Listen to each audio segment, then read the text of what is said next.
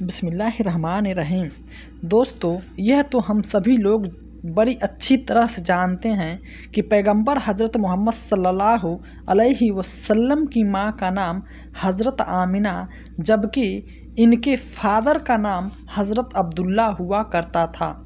इनका बचपन खुद का ताल्लुक़ तो वैसे मक्का ही से था, लेकिन उनकी जो माँ थी हज़रत आमिना, उनका ताल्लुक़ मदीने से हुआ करता था।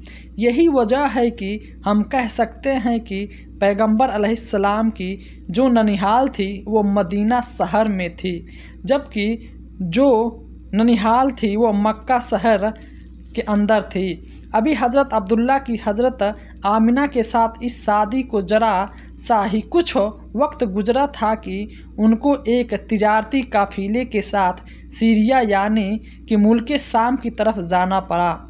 जब व्यापार यानी बिजनेस का कामकाज पूरा करने के बाद हज़रत अब्दुल्ला इस पूरे तिजारती काफ़िले के साथ मक्का की तरफ सीरिया से वापस आ रहे थे, तो रास्ते ही में उनका तबीयत काफ़ी ख़राब हो गया और उन्होंने लगातार चलने की बजाय बीच में ही रुककर का फ़ैसला किया और बीच में सबसे मुनासिब जगह उनको वही मदीना शहर लगी कि जो खुद उनकी ससुराल हुआ करता था।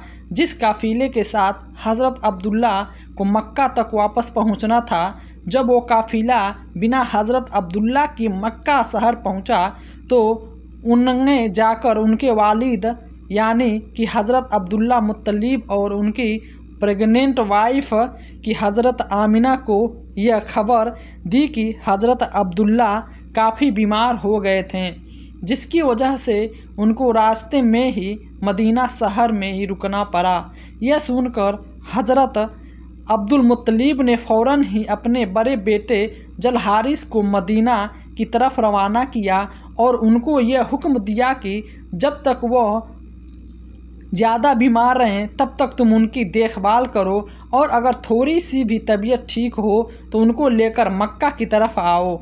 लेकिन अल हारिस मदीना पहुंच पाते उससे पहले ही हज़रत अब्दुल्ला का इंतकाल हो चुका था। इंतकाल के बाद उनकी ससुराल वालों ने उनको मदीना शहर में ही दफन कर दिया। अल हारिस मक्का वापस आकर हज़रत अब्दुल्ला से जुड़ी हुई सब ये बातें अफसोसनाक खबर उनकी फैमिली को दी, तो उस वक्त हज़रत मोहम्मद मुस्तफ़ा सल्लल्लाहु अलैहि वसल्लम अपनी माँ के पेट में मौजूद थे। हिस्टोरिया मानते हैं कि अपनी वफ़ात के वक्त हज़रत अब्दुल्ला की उम्र काफ़ी कम थी।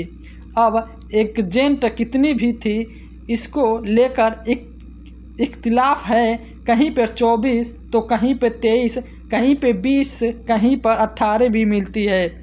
लेकिन दोस्तों, यह सब कुछ मक्का और मदीना जैसे शहरों में हो रहा था 559 और 570 ईस्वी के करीब में। अब हम डायरेक्ट लगभग 1500 साल आगे चलते हैं, मतलब कि 1970 और 80 के दौर में आज के हिसाब से बात करें तो सिर्फ 40 से 45 साल पीछे, जब सऊदी अरबिया के हुकूमत के सामने एक बड़ा मसला पेश आया और एक नेटवर्क की नॉलेज फ्रेंड्स मामला में ये था कि 1970 और 75 के दौर तक तो पिछले एक लंबे वक्त से चले आ रहे थे। मालूम के मुताबिक लोगों के गाड़ियाँ के बाकायदा मस्जिद नबवी के बिल्कुल पास तक रुक जाती थी। लोग वहाँ पे लंबे वक्त तक रुका करते थे, दरूद सलाम पढ़ा करते थे।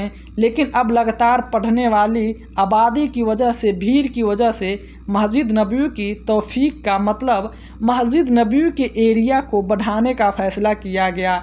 लेकिन इस मामले में सबसे बड़ा चैलेंज यह था कि मस्जिद नबवी के एरिया को जब बढ़ाया जा रहा था तो बीच में नबी अलैहिस्सलाम की फादर यानी कि हज़रत अब्दुल्ला की कब्र मौजूद थी।